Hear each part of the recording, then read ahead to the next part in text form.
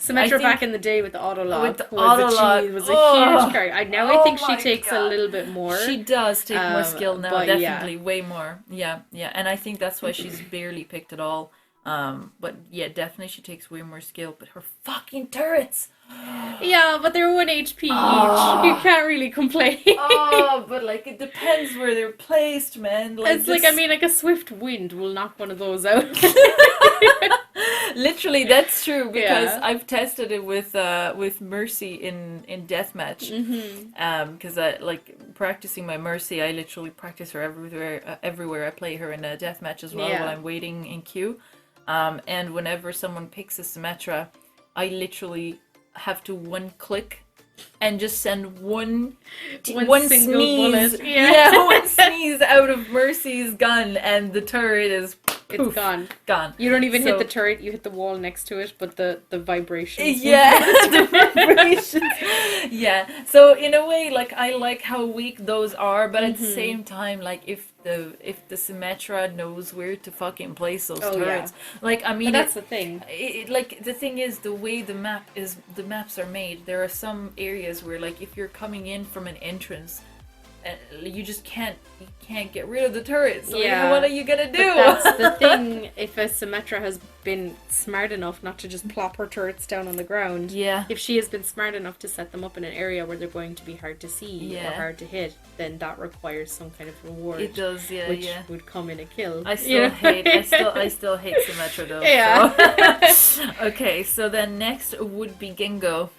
Gengo I have like absolute zero opinion on. Gengo is probably actually my lowest time played character. I rarely play Genji. Yeah, Yeah. he's I love playing him, but I think he's definitely very high skill. Oh, extremely. So yeah. high skill that I just ain't there yet. Yeah, no, me neither. I'm just but, like, no, this is going to require a lot of work and a lot of like managing your cooldowns Yeah. and like making sure your positioning is perfect all the time. This might Yeah. sound really weird, right? But just what do you think of Genji just having a tiny bit of armor? I mean, Because his survivability kind of sucks. He does have the dash, right? But just because of the amount of CC that is around, like he gets pulled by Narissa. Yeah. He gets like grabbed is fine. That's an ult. That's okay. But like and the shatter is fine. That's an ult as well. But there's the pull. There's the May freeze. flashbang. There's the flashbang. And I think flashbang I think is okay because flashbang is supposed to be like a counter, but like I don't know, maybe it's because I'm so allergic to the May freeze. Yeah, You know, it could be because it I mean just- the thing is with Genji is that on console again he can be a bit of a problem when the other team has a good Genji, Yeah. like a good Genji that's being mindful of how he's playing Yeah. and all that kind of stuff. You can find that he would be a problem because he's zipping in and out, he's managing his cooldowns pretty well, he knows Yeah. exactly how much time he has to kill a support and then get out of there. Yeah. It's different if you have a Genji who's like literally standing in front of you and then deflects and you're like, okay, well I can just wait this out and then pop Yeah, you in the head. exactly. Like, it's The not- amount of times I've had that's hilarious. it's so funny. Like there's the thing with Genji is that he can either be really, really, really shit or really like a headache. You know what I Yeah. mean? Like it goes both ways. And Yeah. like I wouldn't put armor on him just because. I just thought of armor because Yeah. he's got like this armored like plate, with Yeah, I his skin. suppose So I it was would like, fit. kind of makes sense. Yeah. But I know it would be like really weird. It would be kind of weird, but then the thing is that the CC in the game, like, that's down to the game. You know what I mean? That's Yeah. down to like it's not a specific character's fault. Yeah. It's just the devs putting in CC at So every maybe chance that just- they get. Yeah, you know? that's the thing. So maybe just kind of, I guess that's a really good point that you're making. That's actually making me kind of rethink the way I'm seeing things because I guess that like the CC is such a problem. Maybe actually just nerf the CC in general. Nerf CC in general, yeah. Yeah, like maybe make it last less. Oh yeah, absolutely. Because I would. it's just like I wouldn't nerf like a certain character's abilities because they Yeah. can be extremely helpful in situations where you have a Hammond who's coming in, or you have a Doomfist that's after jumping on the backline. Yeah. It is extremely helpful to have like a Brig to shield bash or a McCree in the backline to flashbang. Yeah. It's very helpful, but I do agree that, like, okay, suddenly now in the backline you have a Brig, and you have a McCree, and oh look, And here a comes our maid Sigma. to help as well. Yeah, there's You know, a Sigma with his Sigma's fucking lobbing rock. his rock from the Yeah. front line. You know, Mhm. like all these things can be extremely daunting to one character or one person who's playing. Yeah. Like the person who's playing Doomfist is just like not even touching his keyboard anymore. Yeah. And is just Yeah. being annihilated. And like, you know, and that's the thing. And even Doomfist, excuse me, but even Doomfist has got his own CC. Oh yeah, true. And I mean, to me, for me, like my point of view, playing is tank, right? And that's another reason why I barely even play like Reinhardt anymore. Like, yeah, he's got his steadfast, like he can't be booted as much, but Which the I stuns, the stunts fucking happen anyway, you know. And like the amount of times where I've had, and I've seen funny clips of it as well. There are funny clips of YouTubers that have made compilations of people, like mostly like in high tier. If your composition is all full of CC, say you've got your tanks and you've got let's see, what's the most toxic CC comp that I can think of? Orisa. With her. Yeah, Orisa. Well, Orisa Sigma, duh. Yeah, there we go. So Orisa Sigma. Then we've got May and I was gonna say McCree. You could do Doomfist too. yeah, McCree. Who's got? Has anyone got long range CC that I can think of? No, just Sigma really and Orisa. So yeah, say like McCree and May, and then for like supports you've got like Anna and Brig, yeah. right? Okay. And imagine being a poor little Reinhardt trying to fucking make space, okay? And your shield gets broken and you're slept.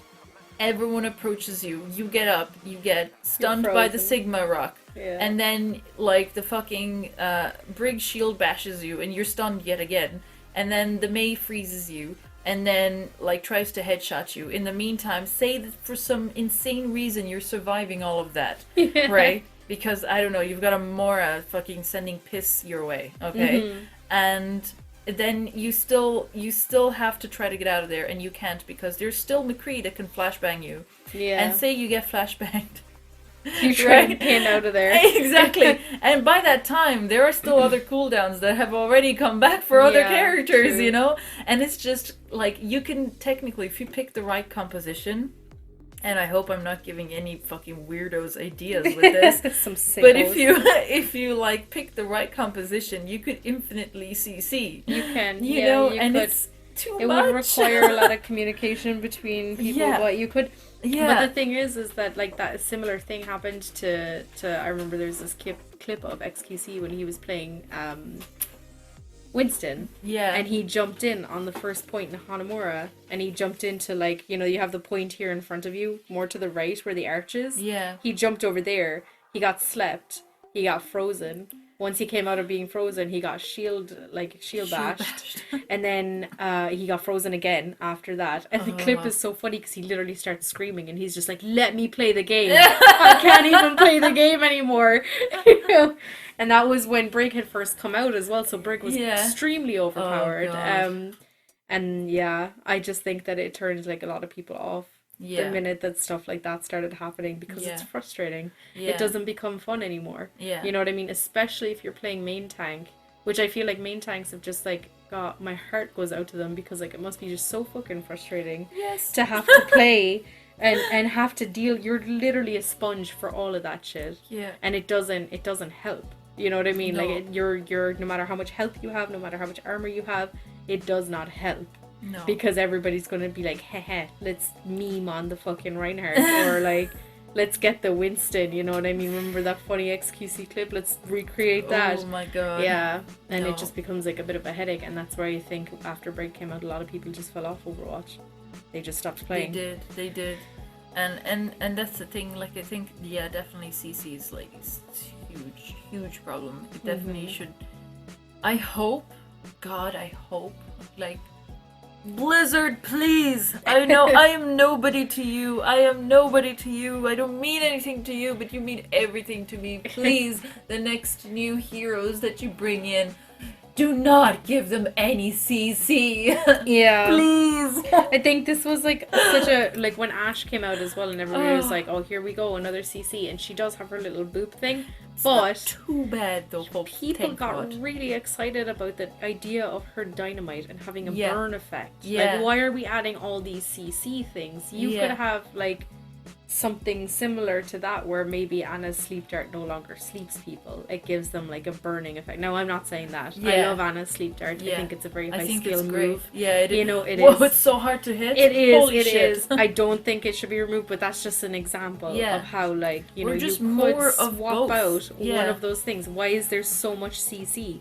Why can't we have like a burn effect or a poison effect or something like that can be in place? You know, poison effect. That's actually really cool. Right? I think it would be a cool idea, or some sort it's of kind of like the nade. Yeah, in a way. Yeah, exactly. Except that like it's something that would like regress your health over a period of time. Yeah, you know what I mean? Yeah, I don't know. No, I think that's a really good idea. Definitely the CC that is in there is just too much. Definitely too much. And you're actually right. The burn. There's only Ashe that has the burn, isn't there? Only just Ashe has a burn effect. Yeah, and it's such a good idea for a game. Is. Like, I come as a player who plays a lot of like MMOs. Yeah. So like I like the MMO that I would play the most would be Final Fantasy 14, and you have all these effects in place where you have certain characters that can debuff enemies. Add a poison effect. Add maybe something to slow down their mobility, but not by a lot. So the person who's playing that character will feel it. But it won't be like a game changing thing. There's so many things that you could do. And they're blind. You could, like, it's like where are all these things that are and common? Blizzard is like definitely not a stranger to that, because like I've grown up playing Diablo. And in Diablo you've got all those things. Like, there is a burn effect. There's even the ice effect, which I guess May would be the one. But like there's also like you said, there's the poison. There's like electricity effects as well. Like, everything like that. If they even put in like a character that's some type of robot that uses like electricity, that would be really, really cool. But how cool would this be as well? A sound effect, right? Something that gets rid of your audio. So that would be so like somebody daunting. like bangs or like throws something similar to like McCree's flashbang, but all you hear is like the like a really high pitched like sound, or your sound's just completely gone. But wouldn't it be cool as well if your sound was gone, your team chat was also temporarily affected, so you can't even communicate to your like there's many ideas out here that you could go with, but no, it's just constant stun, CC, stun, freeze, stun, CC. Like, it's just not fun. Mix it up just a little bit. That's a good. I think that's really cool. I might actually post that on the Blizzard forums and just see like what I'll give you the credit for it. Thanks. And we'll see what people think about it, because that's a really great idea. I think so, definitely. There's so many fun just like mechanics that you could work with. I don't understand. And they did like in the first place get inspired by like kind of MOBA like games, and those things are in those games. So definitely I think that's a very good idea. So then the next one would be Soldier. Soldier's been in such a bad place for such a long time. Soldier is like the dad of Overwatch. Like, he's getting such bad he's getting such bad treatment, the poor guy. He is. I think ever since Baptiste came out as well, it's just kind of been like the final nail in the coffin, where like Baptiste does everything the Soldier does, but better. You know what I mean? And it's I feel bad for him, man, because like he needs his Helix rocket.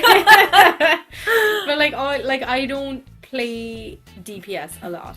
But the rare occasions that I have been made to play DPS before role queue was a thing, in competitive, my picks would have been Soldier, or Junkrat, or someone who is on the easier side to play. And like I don't know, I go back to it now and I'm like, if I was forced to play DPS now, and the only ones that I really have experience with are Junkrat and Soldier, and say somebody else picks Junkrat already, I'm stuck with Soldier. Like, that's just a wipe. Me on DPS with the worst DPS, it's not gonna happen. No. Like, you know what I mean?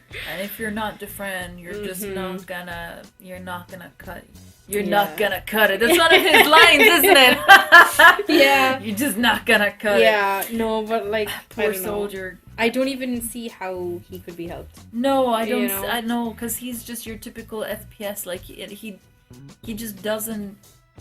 And even their abilities, right? They kind of need to fit who they are as characters with the lore. I know that not everyone cares about the lore, right? But like, he is just your typical soldier. He was part of the whole soldier enhancement program. Yeah. He is just a regular military guy who's got his guns and he's got his health pack and whatever, and that's it. Yeah. So you can't even think, hey, let's give him this new ability. The only new ability you can think of is, I don't know, grenade. Maybe you can give him that type of grenade that you're thinking about, you know? Or even that. With the sound thing. But like, you know, I don't think they would ever do that with Soldier. If they ever put something like that in, it would probably be some new character who can... someone else who can do something better than poor Soldier. Like, if you look at other FPS games, like, Soldier is supposed to be the introduction to Overwatch for people who've been playing FPS games, right? If you look at other FPS games, they already have these things. Yeah, you exactly. Have flash grenades, but not only, like, does it get rid of the sound, but your vision is impaired. Exactly. You know what I mean? You can't see. What way am I going? I'm blind. You know what I mean? Yeah. And like, I think it would be an amazing idea to give him like a little bit of that kind of an ability. Yeah. It would definitely bring him back up, I think. Flash grenade. Definitely. Would be cool. I'm gonna definitely mention that in Poor Soldier. Because I really want Soldier back, man. Yeah. I miss him. I miss him too. He used to be a staple pick. Overwatch dad. Okay, let's move on from our depression and go on to Hanzo. Hanzo, yeah. Hanzo's a character that I love playing in quick play. Yeah. I love Hanzo. I love everything about him. I think he's hilarious. His voice lines are so funny. His little emotes and stuff like that. I love Hanzo. Yeah. Not very good with him, which is why I would never touch him in competitive. Oh my god, never. But like, just coming from the experience of a quick play player with Hanzo, quick play Hanzo, I don't really see many downsides to him. Yeah, I think he's a lot of fun to play. I think he's pretty powerful from the few times that I've played him in quick play. Yeah, like, I think he's pretty good. Yeah, same. And we kind of already touched over what we thought we wanted to change about him, and I think that really covered it. The jump, is the main problem, I think. Yeah, I'm not too happy about the change that they've made on him, but we'll see how that goes, because I do play Hanzo, so I'm just kind of like, I can shoot a fire out of the sky, no problem now. But what's gonna happen later? It's just gonna feel more like I'm trying to sleep dart her. Yeah, true. So then Doomfist. Oh god, I hate Doomfist so much. Do you want to leave him for last? Doomfist. No, we can talk about him now. Okay, cool. What about Doomfist? I don't know. Okay, right. I just have like PTSD or something when it comes to Doomfist. Every time I hear that charging up, I'm like, oh, I am dead. I am dead. Because like the supports that I play would mainly be Moira, Lucio, Mercy. Yeah. And sometimes I play Zen. I can fill for the Ana or the Baptiste as well. But those would be my 4, and with Lucio and Mercy being my 2 top mains, right? Yeah. So, Lucio, you can kind of get away with it because you can speed boost out of there. You can maybe boop him during his animation or whatever you want to do. Mercy, she can get out of there with her, like, Guardian Angel. But the thing is that a lot of the times, and I don't know again if this is just console players in the lower elo, but people just don't know how to peel for a character or to just help. You know what I mean? You'll be on mic and you'll be like, hey guys, I can see the Doomfist coming towards me. All my shit's on cooldown. Can somebody help me? I've just healed all of your asses and made sure that nobody died, and now there's a Doomfist coming for me. And then it's like, you just see them. You see them running away. You see them running towards the point, and you're like, okay, well, I guess I'm dead then. So I just don't like Doomfist. I've just been jumped by a Doomfist one too many times. I don't like it. For me, Doomfist, I think he's in a good spot for lower elos, but having played against a lot of Doomfist Smurfs, I can see why he can be a problem in the higher tier which is the big combos. And it's funny because I wanted to mention this in our podcast, knowing that our podcast was coming up. And a lot of the stuff that they addressed in the nerfs were things that I wanted to actually talk about. And it was the Mei nerf, the fact that you're frozen for too long, and that you're like, it's really funny because I was preparing all this speech, and then literally like 1 or 2 days later, everything's been nerfed. Yeah, and I'm like, oh, like look at this. This is great. It's like Christmas. And it's funny because they addressed the exact thing that I was thinking about, which was the the time that you have between combos to be able to actually do the next ability, and the fact that they nerfed that, I think that's really good.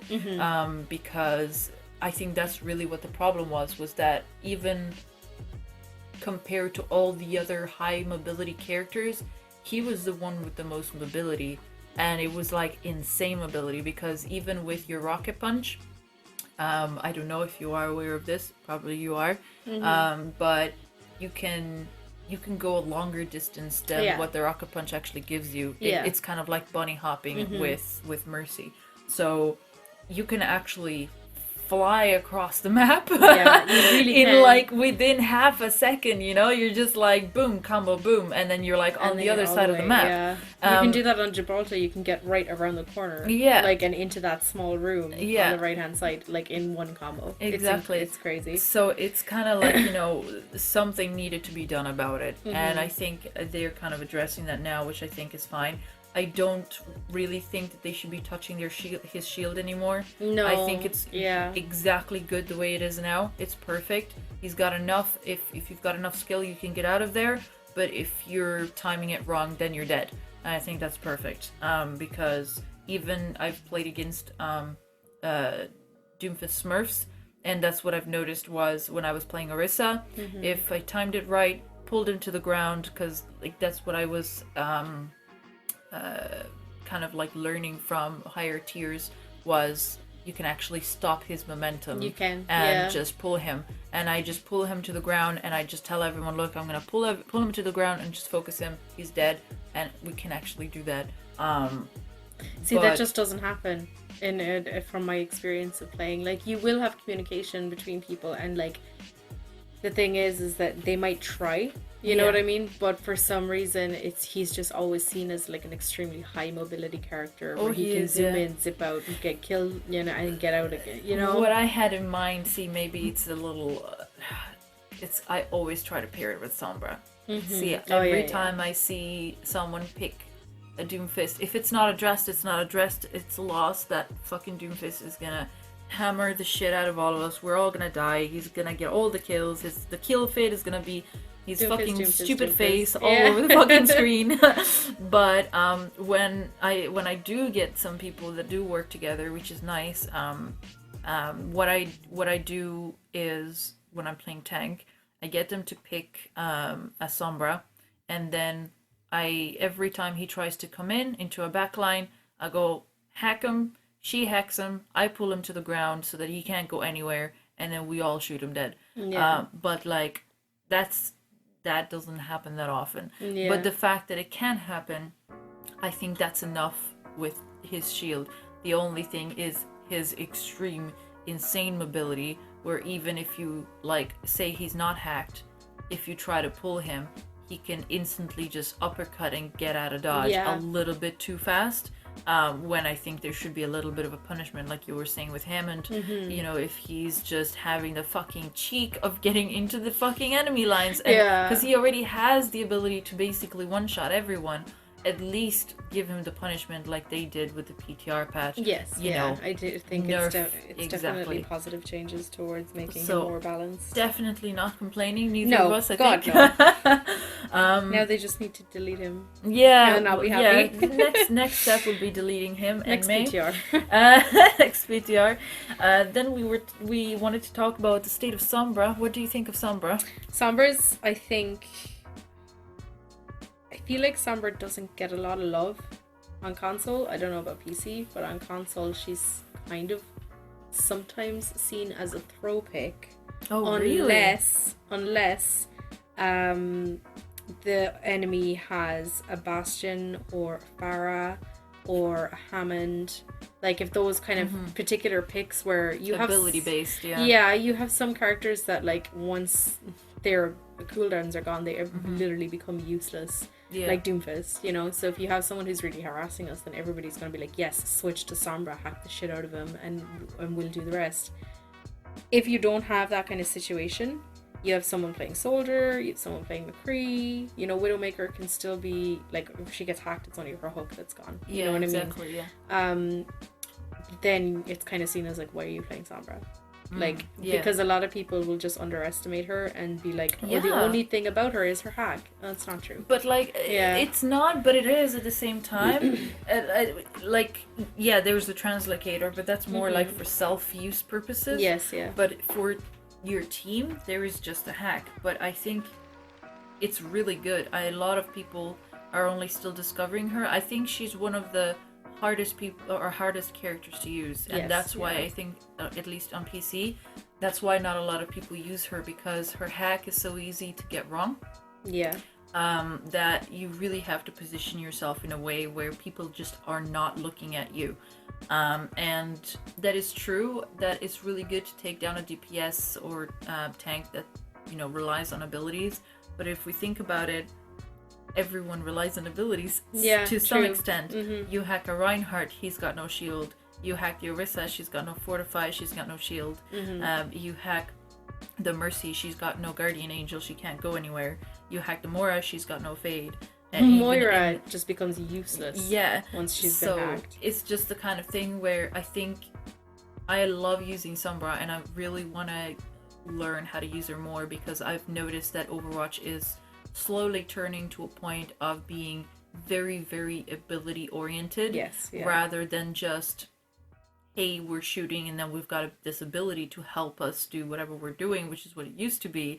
Now it's more like abilities, you know. So I think Sombra in the future is going to be really, really like a must pick. But she's just so hard to use that people are still, because I'm starting to see more Sombras pop up. And I'm just like, don't copy me, because I've been planning on doing this for quite a while, but I've only, you know, like recently it's only been maybe 3-4 seasons that I've been able to really play the game, both due to being able to finally have the time, and also, as you can see, actually having the space.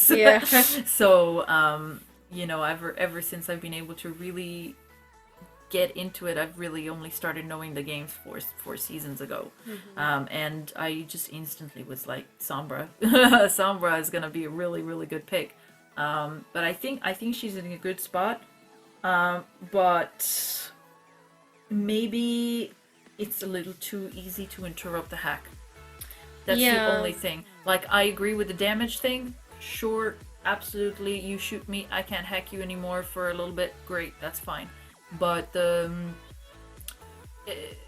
it's the range, I think. Because the range is because I don't even think it's line of sight either. Because line of sight, it makes sense. It's just the range, because I've seen it so many times, you know, and I've been there where I'm just like hacking someone, and it should just be a successful hack. And it then also sometimes takes it a doesn't. bit too long, it does take a little too long, and it's just the kind of thing where, you know, sometimes you're just there and you're like, this is gonna work, this person is hacked, and then it's suddenly not, and I'm like, what went wrong? And it's probably the range, and you're not even noticing. It's probably just that tiny little, like, not even half a meter, less than half a meter range, and then you're like, fuck, you know, they're out of range, like you know? Again, like, the time for her hack, I think, is a bit too long, because I would understand her hack taking that long if she had, like, 2 before the ability went on cooldown. But she has 1, and she has a cooldown. So I feel like the hack should be, like, 0.5 second and it's done. You know what I mean? Or something, like, real quick. Definitely. And it's something where, like, either it's shorter, the cooldown, or, like, the range is longer. Like, I don't think it should be both at the same time. No, God, because that would be too powerful. But definitely, like, if it's longer, at least if the person is trying to get away, that time it takes to hack the person, because you've got longer range, it makes up for it. Or like you said, make it shorter, like the time that it takes to hack someone, because even if they like get out of range, they might be hacked by that time. It's just that combination of the fact that it just takes too long, and also the range is like so short, it just makes it so much more difficult. Yeah. You kind of have to put yourself in a position when you're almost deep in their face, and you, because like you remove your invisibility when you're hacking. So, and because the range is so short, everyone's gonna see you and you're gonna be like, hello. You're gonna have to hack and instantly translate away. By that time, away. You're, because she gives off an audio cue as well when she comes out of it, and it's really loud. She's like, oh, here I am, and or she says some kind of voice line, and when she comes out of it, and you're just kind of like immediately like, oh my god, what's happening? Yeah. And you turn around and already your team is on her. So. Exactly. So it's just the kind of thing where I think definitely she does need a little bit of attention, but just ever so slightly, like just a tiniest smidge, otherwise, because then she will be way overpowered then, because her damage is really good already. If you are aiming well, like, she can delete someone instantly. And I realize that because I've been having a lot of fun with the aimbot mode in the the game browser. Yeah. And since it's an aimbot, it doesn't miss, so you actually get to see just how much damage a character does when they don't miss. Yeah. And damn, she can delete characters really fast. So her damage is top notch. It's perfect. Yeah. But it is also really hard to like aim really well with her, because she's got very, very, very small spread. But I think definitely like the hack is the only thing that needs a little bit of attention to. And then the way they did this stuff with the translocator, that was awesome. I totally approve. I think it was perfect, because it was a little bit distressing to know that like you would have your translocator, and you would have to like pray to God that it wouldn't get destroyed, or pray to God that like once you translocated there wouldn't be someone there. It's not being camped. Exactly, because like then even if you go invisible, if anyone has any kind of spam damage, they can just literally just shoot in like a horizontal line, and they're gonna hit you eventually. And Diva's the best person for exactly that. Diva, but I do it with Orisa a lot as well, because she's got so much spam damage and she's got so much ammo. I literally just like shoot in a circle. Exactly. And then eventually there's the Sombra going, whoa, you shot me, and I'm like, hello. So I think definitely it was a really, really good change, because if someone is camping, you can just throw the translocator, and just it gives you that little more mobility. Yeah, exactly. They can still see where you're going, so it's not like you're just magic, but at least it gives you that little bit more mobility. So it's good. And then Ash and McCree. Ash, I feel like since day one of her release has not gotten any love.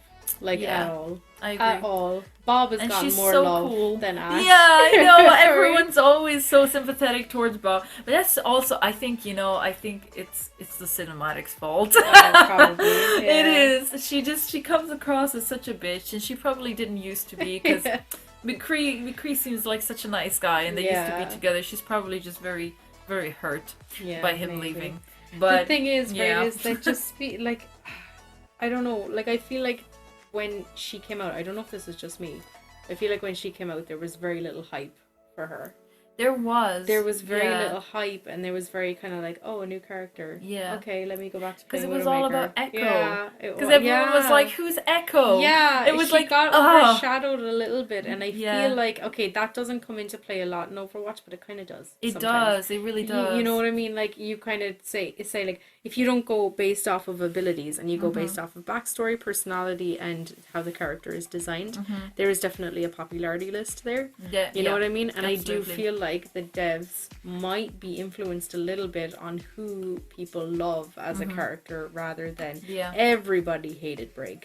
Everybody hated Brig, and she got nerfed into oblivion because of it, which I understand. She was overpowered, but she did not have to be nerfed that much. much. Yeah. She really She didn't. is like almost useless now. And I feel like the same kind of thing is happening with Ash, where everybody's like not hating her, but completely indifferent to her. Yeah. So she's not getting any any attention or anything like that. Like people are like, oh yeah, Ash is in this game as well, I bet. Yeah, I think maybe like upping her damage ever so slightly. Because whenever I play her, I've noticed that like compared to so many other characters, either upping her damage or when you're shooting like in scoped, just less wait time before you can do the next shot.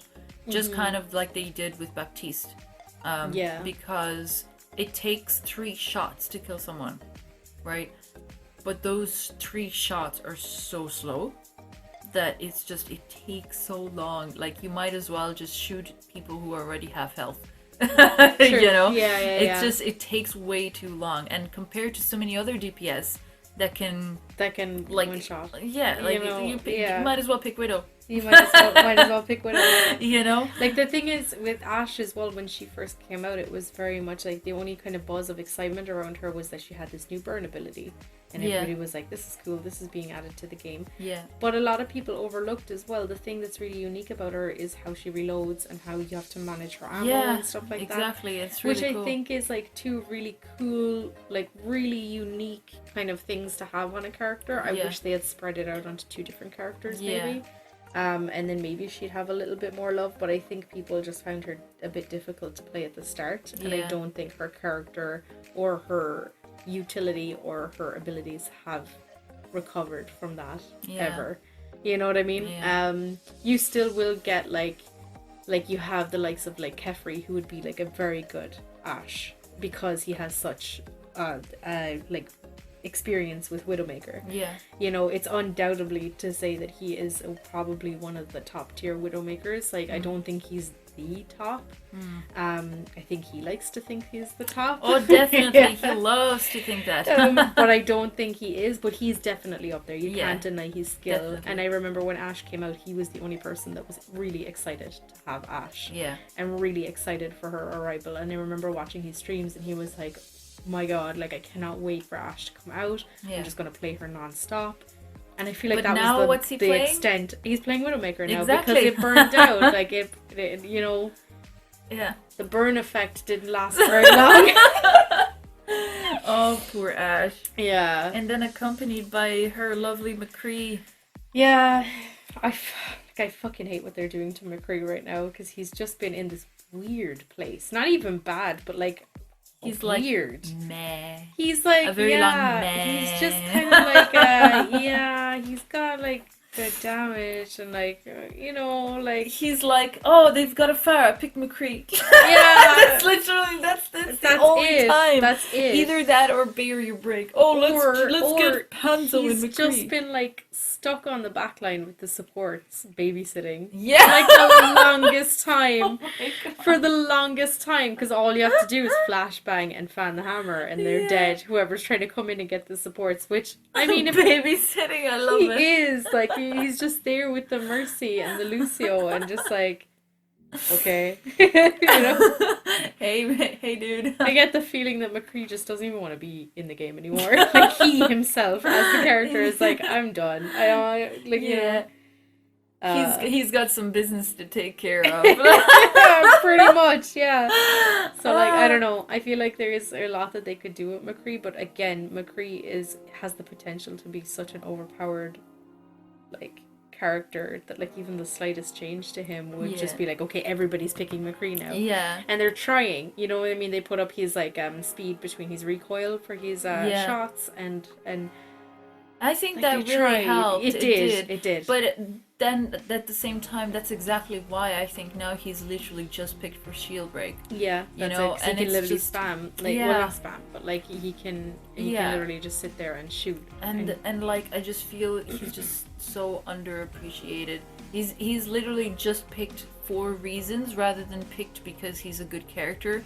Pick him because shield break. Pick him because they've got a Tracer, they've got a Genji, flashbang them, you know, like pick them because they've got a Farah. Get the Farah out of the sky. He's like, he's literally just like a picking because, not just picking. Not like, hey, I'm gonna try McCree. I feel like this will be good. Exactly. You know, I think poor McCree. Poor McCree is same right. as Ash. Both of them just don't have enough love. I feel like just like their relationship. Oh. So, dang. So then we've got the supports. We've only got 3 to cover, really. There's not that many supports, and I think that's an issue in itself. Not enough supports and tanks. Absolutely. We need more supports and tanks. Yeah, I would but love mostly a whole bunch of fucking supports. Like, give me a whole group. Even of them, in please. this fucking list, man, we've got one. Oh wait, no, hold on. We missed Reaper. Oh God. Okay, yeah, we have to talk about Reaper. I forgot. Do we have to? I mean, we don't have to. No, we have to. Because Reaper, I hate him more than May. Okay, I don't hate him that much. I hate him more than May. I hate him more than May. I hate him more than Doomfist. You hate him more than Doomfist? I hate him more Impossible. than Doomfist. Very possible. As a tank main, I can tell you that if Doomfist comes near me, if I'm like, say, if I'm a Reinhardt, I can just hammer the shit out of him. If I'm an Orisa, I can just pull him to the ground and shoot him dead. If it's a Mei, if I'm an Orisa, I can fortify out of her freezes. Yeah. If I'm a Reinhardt, I can't do much. I'll just pray to the gods that she misses her shot, and then I'm just gonna charge out of there. Yeah. But then if it's a Reaper, it's insane. GG. Yeah. It's insane. Like, no DPS should be able to 1v1 a tank and win the fight. Yeah. No DPS should be able to do that. But Reaper, and yet and then Reaper just hoy. Yeah. You know? And he just deletes you as a tank because of his lifesteal. The thing is that Reaper was always like the tank breaker. And that's was fine. Always like, but he will always like, I remember back in the day, he wouldn't be able to take on a shield tank. Yeah. But he'd be able to take on a Winston without his bubble. Yeah. That was the big thing. The big thing was like, oh, they have a really annoying Winston. Get Reaper. Yeah. It wasn't like, oh, they have tanks. Yeah, get exactly. Reaper. Like, and you know what I mean? Guess what? It's 2-2-2. Yeah. Everyone has tanks. Everybody has like, okay, so that means Reaper's just picked all the time. And like, I don't know. I feel like they had him more balanced before. Way better before. It was it's the lifesteal. If it wasn't for that, I think and I know they're not going to revert shit, but I think that the life bubbles were way better than whatever this is. Because now, as long as you don't miss your shots, which by the way is not that hard to do on a fucking with tank. That spread. and he's got like such a wide spread. He does, as well. yeah.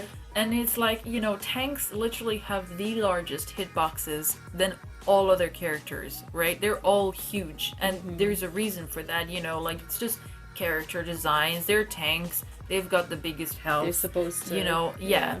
And that's fine. But, like, the fact that he's got such a lifesteal, he can literally just sit there and shoot you, and you're shooting him, and by the time that he's really low health, you're basically dying, and you find yourself reloading, and because you're reloading, you're not shooting him anymore, and he's got that bit where he can kill you, and he's already like half or full health already, and it's too much. It is a bit too much. Like, I don't think that they should revert back to the old method where they had like those souls lying around. No, but maybe less of a lifesteal. Like, just lower the percentage. A good bit, maybe. I would like half it. Yeah. Give him some survivability against a 1v1 or even a 2v1. Yeah. Not against a 6 or 5 of the team. He can with basically the two delete tanks. everyone. Yeah. No. I don't know. I hate it. Delete him. Next. Zenyatta.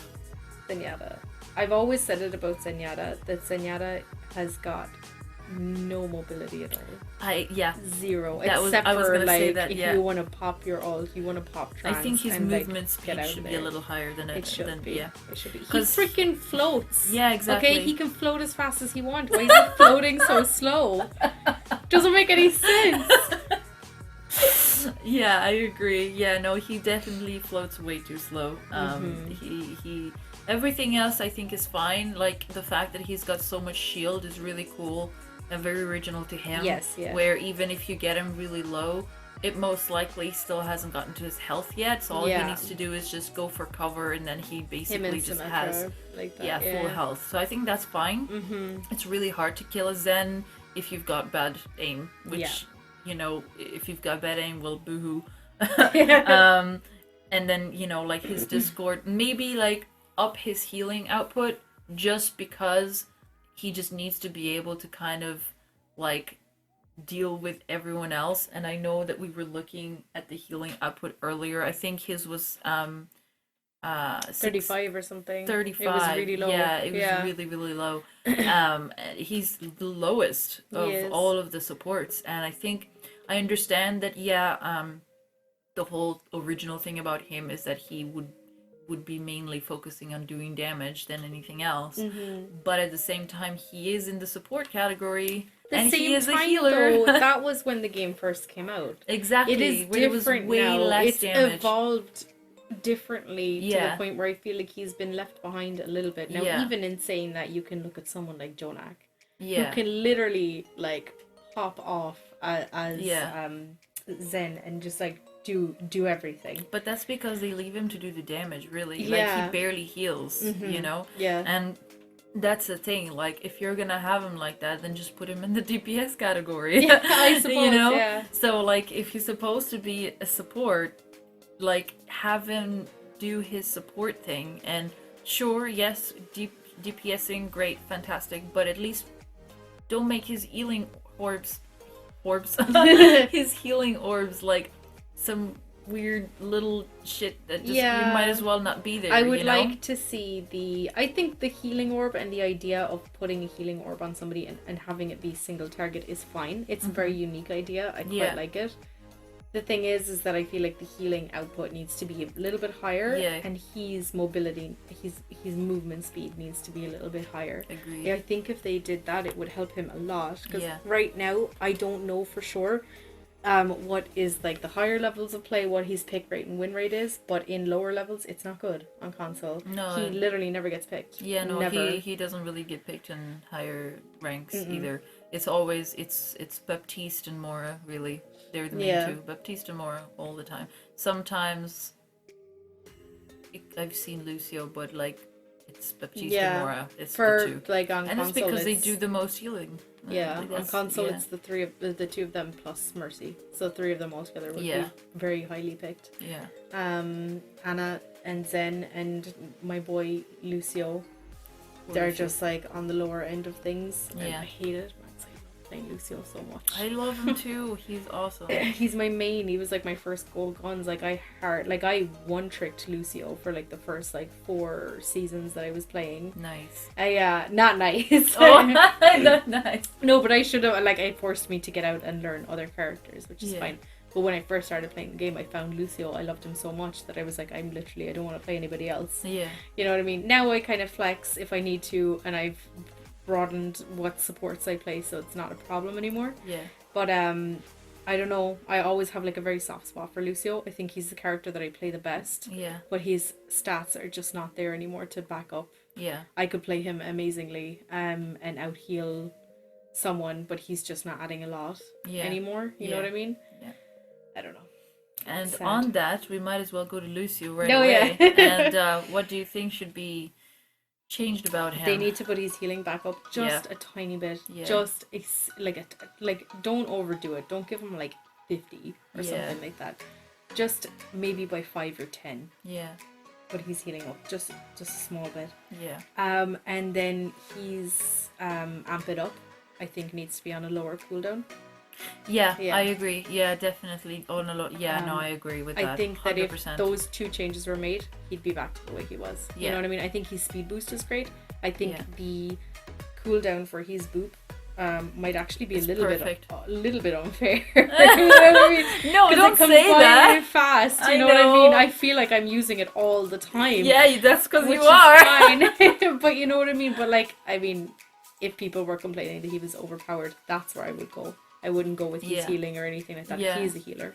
Yeah. You know what I mean? And I would also the agree with fact that, that when he's hacked, you can't heal. You can't passively heal. Your healing circle is gone. Yeah, that's insane. That was a that big doesn't change. Make, like, that that was doesn't a make any massive sense. change because now he is completely useless. He can't wall ride. He can't boop. Like he the can't wall heal. riding makes sense, right? Yeah, it does. And the booping makes sense, but like the healing, maybe like get him to not be able, hack him to the point where he can't change from whatever it is, like whether it's speed or that heals. He's stuck. Yeah. But like removing that entirely doesn't make any sense. It's like saying, I'm gonna hack this Mercy and she can't use her healing beam on anyone anymore. It doesn't make any sense. It doesn't. No. And like, I don't know. I feel like with every other healer, you hack a Zenyatta, and the orb. I'm pretty sure is still there, or have they changed that? I am unsure of that. Okay. Well, if that is the case, right? You have Anna can still use her gun when she's hacked. Yeah. You have a Moira who, fair enough, now she can't use her orbs, but she can piss on people while she's. you know what I mean. I do. But yeah, no, she can heal people. Like, everybody can still heal after they've become hacked, except for Lucio for some reason. Yeah. You can't do anything. You just have to run around and try and shoot, and that's it. Yeah. He basically becomes Doomfist when he's hacked. You know what I mean? Doomfist with slightly more ammo. Yeah. So yeah, no, I agree with that for sure. And then lastly, Mercy. Yeah, I would love to see Mercy's healing go back up to 60. Yeah. I understand that, like, a lot of people are like, no, because literally when Mercy's healing is at 60, I know from personal experience that if you try and pick any other healer, people are going to be like, why are you not picking Mercy? Yeah. Like, get the fuck off Lucio. Why are you on Mercy? And our other healer could be a main healer, and I'm trying to fill off healer and be Lucio for some utility. And then everybody's like, no, we need a Mercy, we need the res, we need this and that. Yeah. But at the end of the day, I feel like having her healing output at 50 is too low. Maybe 55? 55 seems like it would be a good number. It's nice, it's halfway in between. You're doing more healing than what you are now, but not too much at 60. Yeah, I don't know. Like, I don't understand why they nerfed it so much to the point where she became useless. Yeah. And I know it's to try and balance out her res as well. But her res is now, like, this is what I always counter with, is like, her res, you're stuck in animation. Yeah. You literally, you can't move that much. You can also get booped out of res. So, like, there's so much already to balance out the res within the res itself. Yeah, but, like, not only that, you know? but you now as well have Anna's nano heals. Yeah. You know what I mean? What is it, 350? Is it still 350, or is it... I think it's been nerfed since then, and I can't remember the exact number. But I looked at it earlier, but I can't find my phone anymore. So. But the thing is that when Anna does her nano, it's like a preemptive res. You know what I mean? Yeah. It's like resing before the res is even needed, and like that kind of took away some of Mercy's utility as well. Well, which is fine, I guess. It is and it isn't. It is and it isn't, yeah. But like, you have all these other things that other healers are doing, and then suddenly Mercy becomes completely useless. But she's supposed to be the quintessential healer of Overwatch, whose main thing is her raw healing output, and she's just not that anymore. So her nano boost heals 250. Yeah. And which is basically somebody's full health. Yeah. You know what I mean? Exactly. So you could be watching your DPS getting like annihilated, pop your nano on them, and suddenly like turn that's going to be better than Mercy hiding, waiting for the res, and then flying in to do a res while the enemies are still there. Yeah. Nano boost has like distance as well. It's like almost a mini res. It is. It's a preemptive res. It's like, here, instead of resing you, let me just like get rid of the chances of you dying. You know what I mean? Exactly. Because then you take like 50% less damage as well on top of it. Yeah. So so it's better. It is better than res, which is why I think that res is no longer a thing that people need to be using as a defense for her healing. Yeah. She needs her healing back. Poor Mercy is like 50 HP. And Valkyrie increases it to 60. Yeah, Valkyrie increases it to 60, which is by her original healing. Yeah, which by the way, actually, you know what? I actually would agree with you to bringing it to 60, because now that I think about it, when I'm Valking, I still can't save some people. They will still die anyway. So I think 60 is a good number anyway. Yeah, like I think 60, try it out with 60 and see how she fares. Yeah. If it's too much, I wouldn't be opposed to bringing it down to 55. Yeah. But yeah, I think her original healing was 60. Mm-hmm. Give her back her original healing. Like, and then make Valk maybe like 65 or something. Yeah, because I mean, looking at these details here, Moira's got the most raw healing output. Like literally, like Moira has 65 HP per second on its own, right? And then there is the overtime healing as well, which is 16.25. Yeah. Right? Over 4 seconds. Or 4 seconds, sorry, not over 4 seconds. And then her biotic nerve is biotic orb is also 65. Yeah.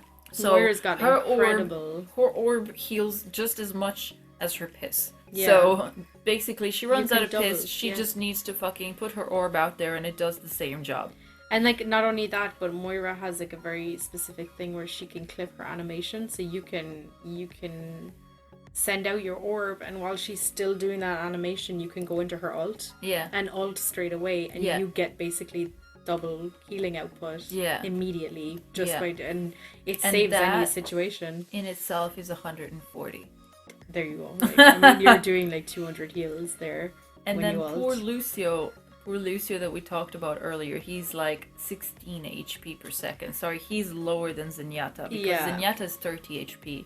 So Lucio is 16 HP. He's already doing fuck all healing, and then poor fucking Lucio gets hacked. What's the numbers for when he amps it up? I can't remember. For when he amps it up, it's 50 something. Let me check that again. It's 52.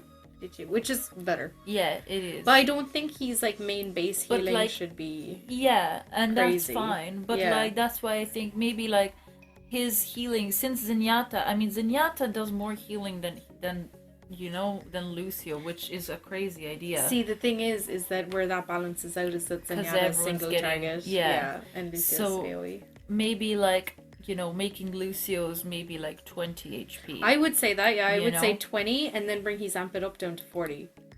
Just have it double. Down. Yeah, I would just have it double, or either bring his base healing up to 25 and leave.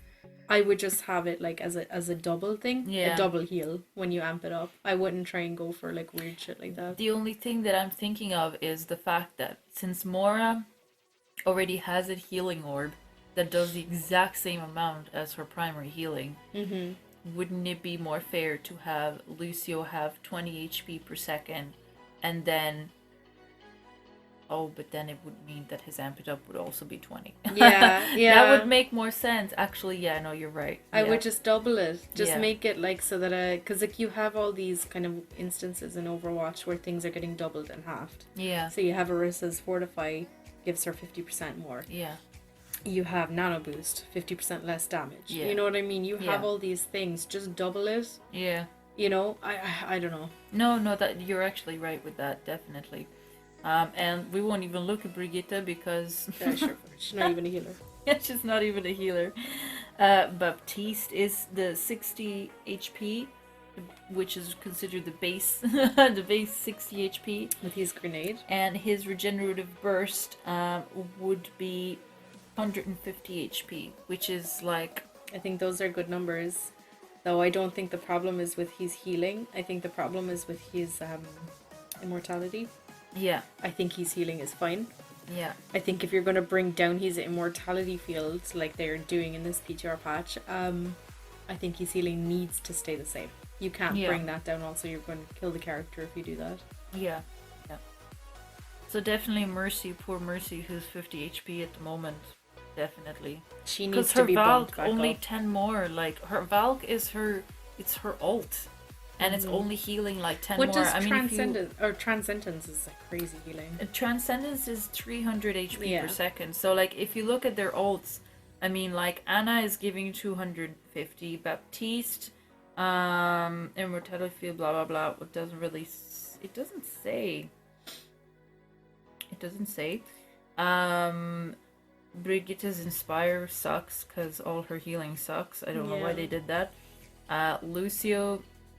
Lucio's ult, does it say how much shield it gives? Healing cost? No, it only talks about healing. Okay. Oh, hold on. Oh no, that's self-healing. Other healing. So yeah, and then there's like Mora's, which is like 140 per second. So all of them are like over really the like 100 in the mark, hundreds, yeah. You know, and except for Mercy. Then Mercy is like, oh, let's give you 10 more healing per second.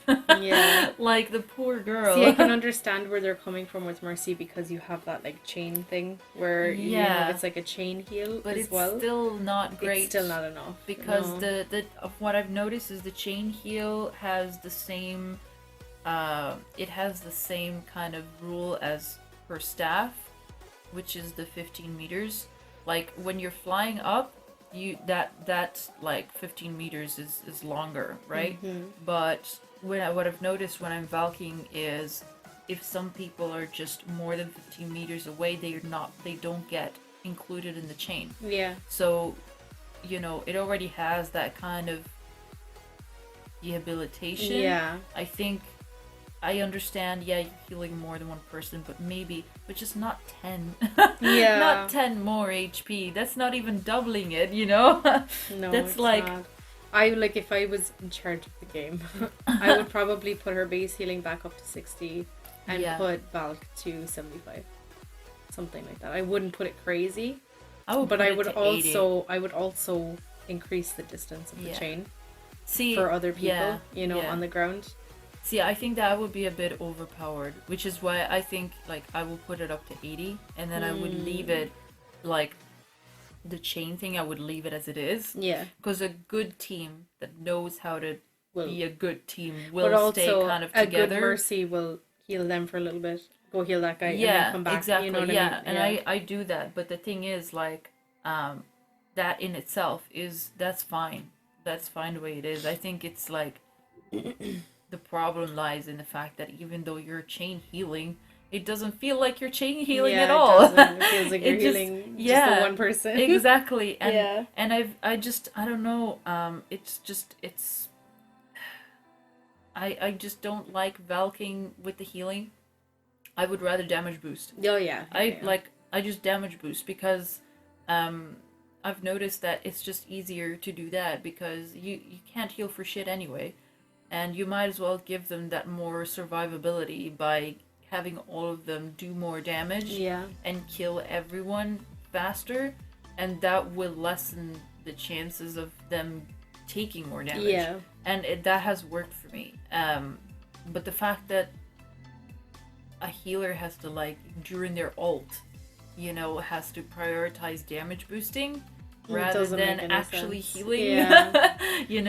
I think it should be like an extra, utility thing. Hey, you can damage boost if you want, but like it's an ult, it's a support ult. Like if you gotta be able to kind of have the confidence that if you're gonna do the chain heal, it's gonna fucking heal people. You know? But like also on top of that, like this is why they changed Anna's ult, because when you nano, remember when it didn't give any health? Yeah, it would just nano the person and that was it. Yeah, 50% less damage and I think more output as well. Yeah. That they literally had to bring in a heal because it wasn't good. But that's the thing. If your Mercy is now, wouldn't it be cool if they did something like Moira where she did both at the same time? keep it the way it is, keep the numbers That's the way they cool. are. Yeah, and That's she did very a damage cool. boost and a heal at the same time. That would be super cool. But then then it would be like Mercy meta all over Yeah, again. of course. Yeah, you're just being bullied into playing Mercy. So you know what? I think I Big just don't know how to Mercy. balance her. Oh man. Oh god, fucking. I think it's just because Mercy is such a weird character that they made. It's just so hard to like think of a way It to is. balance her. But definitely, like it.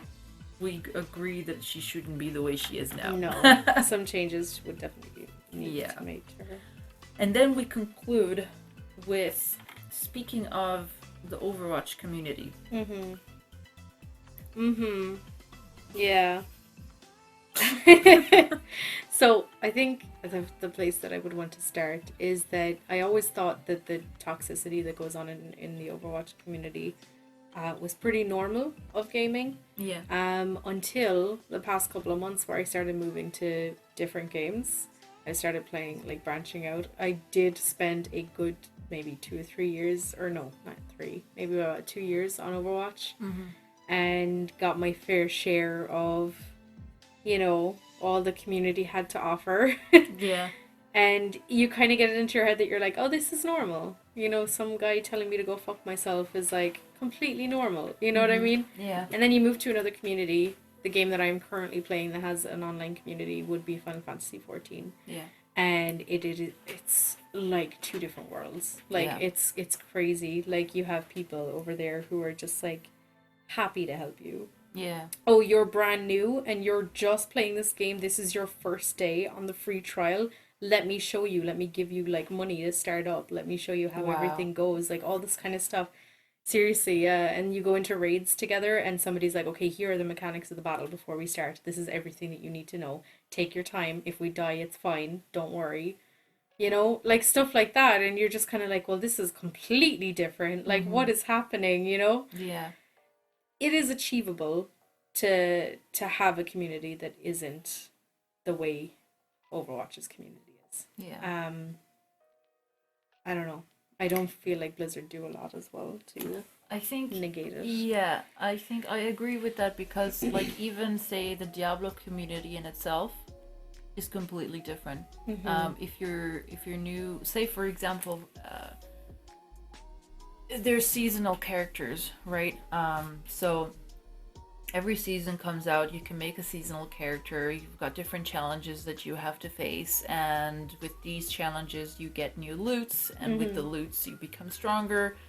And I don't really play it too much because Diablo 3 just kind of seems like a big repetitive thing for me. It doesn't really resonate too much with its, you know, previous games, but it's still something nice to pass the time with. And you know, when you log on, if you can always see it in chat, you know, hey, does someone want to invite me? I want to boost my character to 50 so I can get it to Paragon level. Yeah. And there will always just be someone like, yeah, hop into my game, you know. And if you're new, like you said, there will always be someone be like, oh, you know, these are the good items that you want. You know, like, you want to have this amulet to, like, pair with this other ring, and make sure you wear your sets, try to combo your sets. They will explain everything to you, and, like, you will rarely come across someone who just be like, yeah, I want to fuck your mom. You know? Which, like, in the Overwatch community, it does seem to be, like, a huge problem. Yeah. And, like, I know there's someone close to me who always says, you know, oh, it's the US community, the one, it's not, though. and it's not. It's not the US. It's just more common in the US because there's less of a language barrier. But like in the EU server, I come across it all the time. And it's always with Russians. I don't know why. You know, to turn around, you da fuck your mom, blah blah blah, and it's just, yeah, a great way to deal with it is to mute them, right?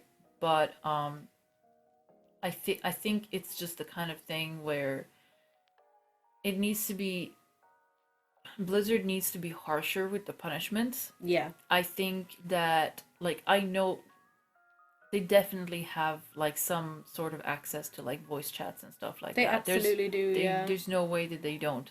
And every time someone gets reported for abusive chat, it should be like an instant, like they should have a team dedicated to like either listening or looking at those things, because if they want people to be happy playing their game, like the community will be so much bigger if they had a proper team dedicated to making sure to get rid of the toxicity, to get rid of the Smurfs.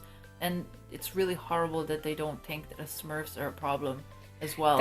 I've heard Jeff Kaplan mention on it before that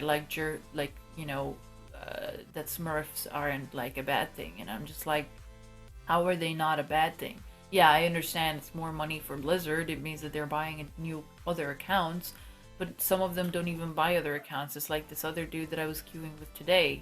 He was just using someone else's account to boost him. Yeah. If it was just that, it might not be as bad. But there's people who purposely buy other accounts just so that they can play like shit, so they can be placed in bronze and play in bronze just because they feel like gods, and then go purposely lose games. Like I've played against people who are purposely throwing just so they can lose rank. And at least it's better if they like group up. I've noticed some have the decency at least to do like LFG and look for other people who want to throw, exactly. Which is fine. See, and the thing is that on console as well, this is such a huge problem because you don't have to buy another copy of the game. Yeah. You can literally just make another PlayStation account and like that's it. That's all you need to do. Yeah. And it really does suck because there's so many of them. Like if I say like out of 10 games, I'd say about 6 or 7 of them would have like Smurfs on in the game, whether they're on your team or whether they're on somebody else's team. I don't know why. They just seem to be such a problem. It's because like playing in a rank that you don't belong in, where people are worse than you, it's just a better feeling. You feel like you're a better player than the rest of them, and you get the medals and you get the card and you get the play of the game and you feel better about yourself. But then like that's what's really destroying the community, I think, this part of it. Yeah. And another thing is like I think you shouldn't have the option to get out of voice chat. That's my opinion. I think it should be okay to mute people like it is now, but you should always like automatically be in voice chat because at least you can hear people. If someone is being like toxic, you can mute the person, that's fine. Yeah. But like, sure, there might be some people who are gonna go all the way through like, I'm gonna mute every single person in the team. Yeah. But like that will take more time. You have to every single match you would have to go into your like social thing and mute every single person. But like the thing with that as well is that like there would be a deterrent there because there's no point. There's literally no point. Nobody's going to go in there and just mute everybody. And that's exactly it. And that's why I think it should be that way, because that way people are going to get out of the habit of being out of voice chat just because. And even if they don't want to contribute and they're going to be muted themselves and they're not going to be talking in chat, if you come across people that are, which happens in a lot of games, when you come across someone who wants to do the call outs and, just try to work together, you have no option but to listen to them. Yeah. If you want, well, not listen, but hear them. If you want to listen to them or not, that's going to be your prerogative, but you're going to at least hear the call outs and you're going to somehow play around those call outs because maybe you're not going to want to go after the Zarya that someone is calling out, but if someone says, hey, say you're the one playing Reaper behind you, there's a Mei, you're not gonna ignore that. Yeah, exactly. You're not gonna ignor that. You're gonna be like, right, I'm gonna like, race my ass out of here. So it's just the kind of thing where I think that would really help, for one, because something that really causes a lot of distress, mostly in the lower elos, is the lack of communication. Yeah. Even in like the US, when everyone is in chat, like it's still like it works so much better. That's why I prefer playing in the US. I've been recently playing a lot in the EU because there's a better ping. My sister also plays in the EU, so I've just been trying to get used to playing in a place where there's not much people in chat, but I've been finding it really difficult because at least when I play in the US, I know that every game there's gonna be at least 5 or all 6 people in chat. Like, it's rare. It's actually rare coming across people who are not in chat, even in bronze. It doesn't happen in EU. Yeah. In EU, you have, like, every match is, like, maybe 2-3 people already in chat besides yourself. Yeah. And, like, on PC in the EU, like, I literally... And it's not that they don't speak English either, because every time, like, if I insist enough, people will come into chat. Yeah. And then they will actually, like, even yesterday, or sorry, maybe it was today, it was adorable. It was today, it was during the stream. This guy was Russian, and he was, like, still trying to talk, you know. He was like, I'm sorry, you know, my English is not good, but I will try. I was like, that is so cute. They still make an effort. Exactly, you know, and it's just the kind of thing where if only it was like that all the time. Yeah. You know, and it would be if chat was constantly on, because people have no option but to actually listen to other teammates actually trying to work together. Yeah. And I think that would really lower the chances of someone being a toxic asshole that's just frustrated at losing all the games. Because if they're a toxic asshole full stop, people will just mute them. Yeah. But if they're toxic because every game there's people who are not communicating, they're not talking, they're not listening to anything, which I've come across a lot in bronze, is like, you know, please come to chat. Oh, why should I? No one ever listens to anything anyway. And I'm like, wow, you know, and the reason that happens is because people have the option to just not give a shit and not come into chat, you know, and that happens way too often, like way too often. It does. I don't know. It's a good point. Definitely. And I think that text chat just should not exist. Really? Yeah. It doesn't exist on console. Yeah, but it shouldn't exist on PC because text chat, 99.999999999 to infinite % is used for toxicity. It's used for, like, Smurfs when they're on the enemy team to, like, or if they're on your team, they're talking to the enemy team, to, like, say some fucking stupid shit like, oh, my dick is wet, blah blah blah, oh, I blah blah blah, whatever, just so they can show off. And then they're usually the ones popping off, and they're usually getting the entire fucking kills all over the kill feed, and you know they're Smurfs, and they're just using it to fucking be toxic. Or your teammates will be toxic because they don't have the guts to come into voice chat and actually talk to you to your face, so they fucking type in chat, you guys suck, you guys are awful. Like, literally, like, that is what text chat is used for now. Is literally just to be fucking toxic, and just get rid of it. It should just, and that's why when I play, I never understood why it existed between two teams, as in, why can the one team talk to the other team? Like, why is that a thing? Like, it doesn't make sense. I never understood that. And it's so much better when I play and, like, the text chat is off, because it's actually really distracting as well. Because when I'm playing and things seem to be going fine, if someone in the enemy team then is, like, trying to taunt someone on your team and they actually take it the like in a bad way, then you're suddenly like, oh shit, this person is gonna start throwing, or this person is gonna start underperforming because their ego has been hit. And it just happens, like, way too much. Like, that text chat should be off for everybody. Like, it shouldn't exist. It's just so much better. You already have the commands to say group up, you know, stay together. If you don't have mic, you can just use those. You don't need to type in chat. And in fact, that is really, really bad for, like, people who are playing, and, like, you see it so many times in VOD reviews as well, where, like, mostly in lower elos, where, you know, they'll be playing competitive and then their character stops moving entirely. Because they're typing in chat. Yeah, exactly. And then you'll see the people doing the VOD reviews going, like, why are you typing in chat right now? You are playing the game. You are literally throwing when you stop moving at any point for any reason, you are throwing the game. You know? And just, why have that there? At least maybe remove it for fucking competitive. If you want to have it for quick play, it doesn't matter. Yeah, it doesn't really make, you know, and in fact, you see a huge difference in quick play. There's no toxicity. quick play is amazing. Nobody's giving out or anything because there's no stress over the SR. Yeah. Right?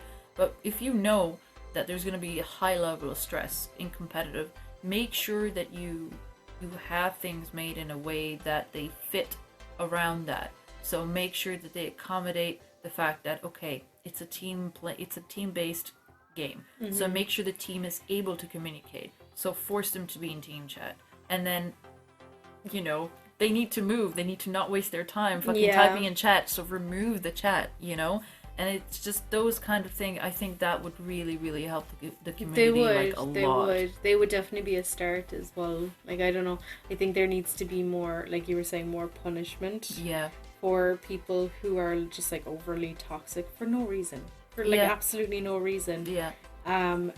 You know, people who throw, people who leave matches on purpose. I think there needs to be a extremely like more of a punishment there. What, they lose some SR and they get timed out for like 20 minutes or something. No, and the SR loss is not even that much. It's like not. 50. It's 50 SR. And I think it should be like 200 SR. Like, that's what I've said before. 100 to 200. The only thing that I would be worried about is that you have people with like might have a bit of a shoddy internet connection. And then suddenly they're down 200 SR. But I will say, having been one of those people who had a really bad internet connection, I used to be one of those whiny people going into the forums, oh, but Blizzard, I have really bad internet, but I still want to play the game. Are you telling me I can't play the game because blah blah? But really, there's quick play. There is quick play. There's quick play. And like, and I didn't really realize that until I started taking it more seriously. And I think that's the problem. It's because I wasn't taking the game very seriously when it comes to competitive. And that's why I was taking it the wrong way. But I was being selfish at the time because I could still play the game. But like, it's so unfair to everyone else if you have a bad internet connection and you're putting that onto your teammates where at any moment you could get disconnected and then they lose a team player. They lose a member. The thing that I think about is, say, like my boyfriend, when we used to play together, we used to play Overwatch quite a bit together, and like his connection would just go. Now, he doesn't by any means, like I wouldn't have said that he had a bad internet connection. We could play other games, but for some reason Overwatch every now and again would just get... Overwatch, I always say it, but they deny it all the time, but Overwatch has server problems! It absolutely does, but like there were just some times where he would just randomly get booted out of a game. Right, and it always used to happen to us, and then he could go months and the game would be fine. We'd be queuing in, playing competitive with our other friends as well, like it didn't matter. And then just randomly one night he'd keep getting kicked out of games again. So that's the one thing that I would be worried about. I understand that, like, okay, if somebody has a really shoddy internet connection, every single game is just like a chore. You know what I mean? They're lagging everywhere, like this and that. That person is eventually going to be like, well, I really can't play it on this connection. So they're going to stop. What the problem is that when you have people, if Overwatch, like, there are server errors there, they have shoddy servers. You have somebody who has good internet, but say when it gets a bit rainy or like whatever, you know, I might knock it out just a little bit. You know, that is where I would get annoyed, because like if I've been bumped from games before and I have a great internet connection. You know what I mean? So like that happened to me, and then I logged back on and suddenly I'm down 200 SR. I would probably just stop playing the game. Like I'd be like, Joe, fuck this. There's no point. So that's, I don't know if there's any way, because I'm not like tech savvy or anything like that, but I wouldn't know if there was any way to like check how that person disconnected. There definitely is. But the thing is, I think it's time consuming, so they just don't do it. And like so many of us are always saying that there has to be a way, and there definitely should be, because it's a whole programming language, and there definitely is a differentiation between this person disconnected due to like an internet connection, or this person disconnected due to internal server. Like even simpler than that, I think you'd be able to see whether this person stopped their character model stopped walking before they disconnected, or did this person's whole game and account log off all at the same time. You know that's a disconnect. Like, there's even definitely simpler than that, you know? Like when you click anything, it leaves a trace. Yeah. So there definitely is a way for you to be able to see if you're like within Blizzard, to see if somebody has intentionally left the account. If they went into the menu and clicked the exit button and clicked yes. And then immediately queued up for another match afterwards. Yeah. Like, yeah. So like there definitely is a way to be able to tell that. But that's another thing is that's why I think a match should be automatically cancelled no matter when someone leaves. Yeah. I know that it can be frustrating, and I actually put up a post on this on the forums. I know it can be a frustrating idea where you're playing the whole game and you're like really like through, and maybe you're winning or whatever it is, and you put in the effort and the time, and then the match gets cancelled. But it's so much less frustrating. It's so much easier to just move on and be like, all right, whatever, that one got cancelled, I'll do the next one. Yeah. Rather than taking a loss that you know wasn't your fault. Exactly. Yeah. And it's even worse because then there's like chain levers, and is like one after another. It ends up being like a 3v6 or a 2v6. Yeah. And then sometimes the other team, and I've been in those teams where we wouldn't really want to have them win. I've just gotten used to the idea because I used to be one of those people who was like, look, let's just give them the win because they've had like levers, you know, they've got fucking 4 levers, let them just have the win, you know. But then there's just always people that are like, no, fuck this shit, you know? The thing is that it happens to you so much. Like, for myself, the minute I see somebody else on the other team leaving, you're kind of like, yes, this is not happening on my team. Exactly. We can actually win a game. And that shouldn't be happening. You know, you shouldn't have that mindset. Exactly. You know? And the fact that like it's almost like it's being rewarded because it's like it's a free win. Yeah. And it shouldn't be. No. It should be just, oh well, this match is now canceled for everybody, you know, and like that would make people want to report the levers way more because mostly if it's a match that's like halfway through and someone leaves, people are gonna be so pissed off. They're gonna be like, all right, report this motherfucker that just decided to leave in the middle of the match, you know. And it's just the kind of thing that I think Blizzard really needs to address, and it's not being addressed at all. Like at all. Yeah. Like the most they did was, oh, if they leave within like this amount of time, the match gets cancelled. But why that amount of time? Yeah, I think it's like the first minute or something. Yeah, you know, Which like is why is that? Nothing. Oh, because they have a chance of rejoining. Okay, but like, is that worth it? Not really, because the amount of times that these people have rejoined and we've still lost because for like enough time of the match, like the matches They're gone are for like not 30 seconds. Yeah, and 30 seconds can do so much already. Like people can see that you're down one player, they're gonna steamroll the fuck out of your team. Yeah. And then the person comes back and point A has already been taken. So you know, that's it. Like it's just it needs to be addressed. It really, really does. It does. I don't know. There's a lot of things that need to be addressed in Overwatch. Yeah, and there was the sexism card that we wanted to mention. Like, I don't, like, in terms of, like, sexism and stuff like that, I think it is something that is very broad across, like, all games. All games. You know, like, personally, I've never experienced sexism in, say,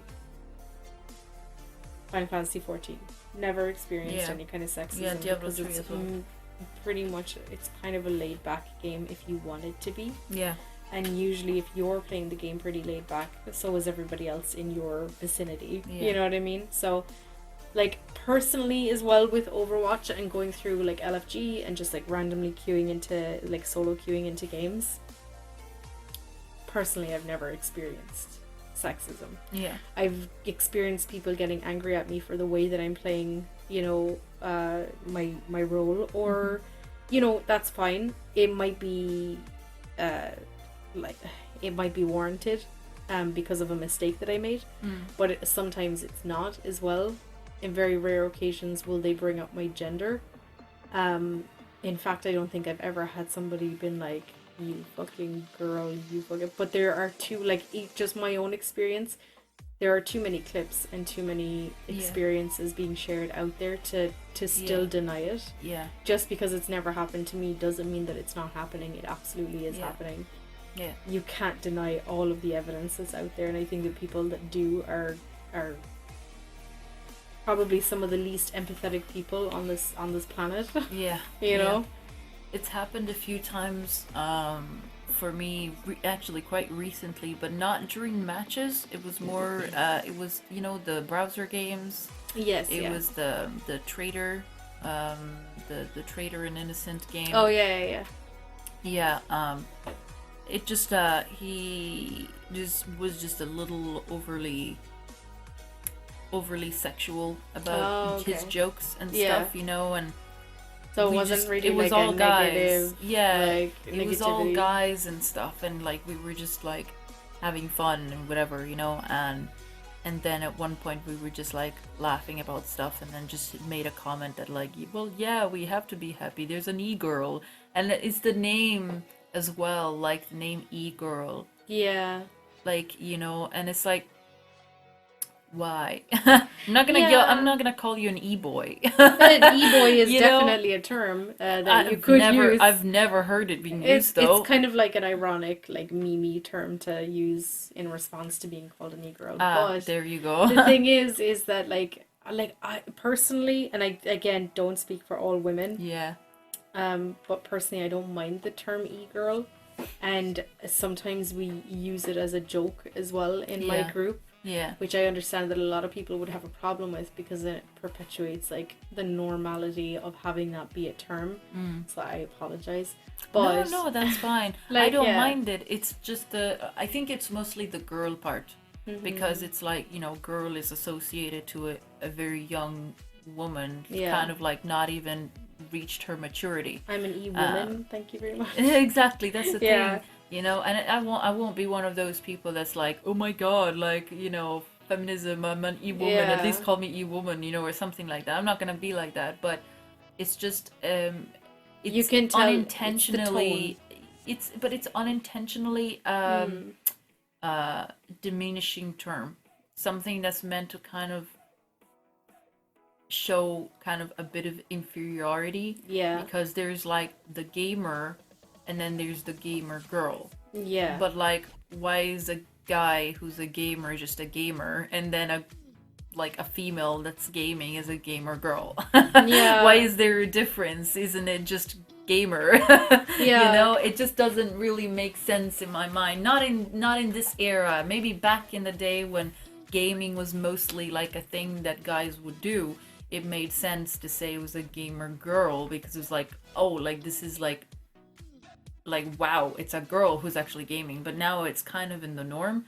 I don't think that making a difference out of it, it's just, I don't know. The demographic for video games is pretty much 50-50. Yeah, it's basically like 48%. It's like 2% off. It's basically 50-50. Yeah. So I still don't understand it, but I think that just with time, that kind of stuff will go away, hopefully. Yeah, hopefully. I can't make any guarantees, but hopefully it does.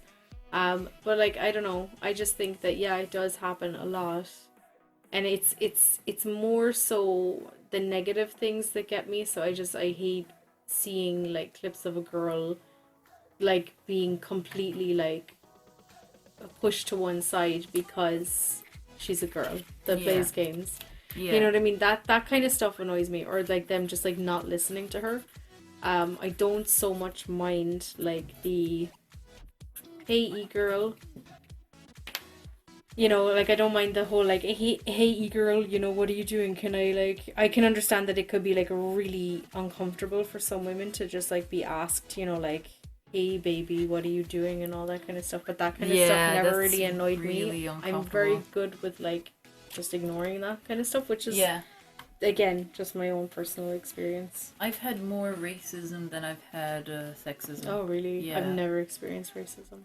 It's like the accent. Like whenever they hear that you have a different accent than what they're used to. Yeah. I've had it both on the US server and I've had it both on the EU server. That is so weird to have it on higher. the EU. Yeah, because everyone's got everybody's different. It's really weird because in the EU, I've noticed that the big main thing is like a competition of where you're from. Yeah, it's like the number one thing that I've noticed is, oh, where are you from?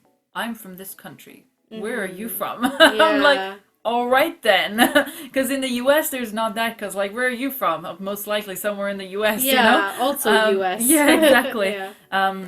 But what I noticed was I was playing in a diamond game because I had a friend of mine who was in diamond, and I was using one of his accounts that was in gold because he wanted to show me what diamond games were like.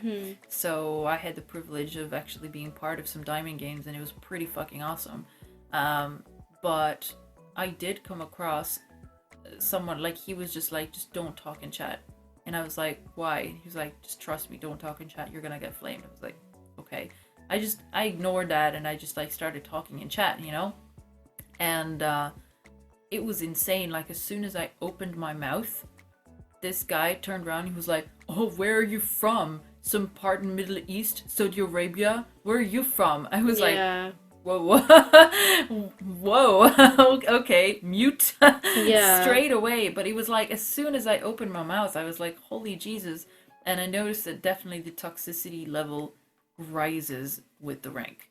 It's just definitely does. Skyrockets. It does. I was like, whoa. Because I think part of me as well is kind of glad that I've never made it to any higher ranks, because I feel like I definitely would have stopped enjoying the game. Yeah. Like, I feel like part of the reason that I enjoy the game down here is that people, like, actually are still wanting to have fun with the game and wanting to try out different comps. I don't want to go up there and be like, it's racism and it's sexism and then it's like meta play only, and then like, you know, I feel like that was just like a one-way ticket to just burning out on the game. Yeah. That's true. Yeah. I don't know. I want to make changes even though I'm absolutely no one. But I'm just some gold console player, and then I'm just like some bronze, silver or fucking PC player. So you know, but all of us have got our own dreams, and hopefully we'll be able to fulfill them. Is there anything else you would like to add about anything? No, I think I'll just say thank you for having me on. Thank you for coming. And it was a lot of fun just to talk about Overwatch for I don't know, how long have we been talking for?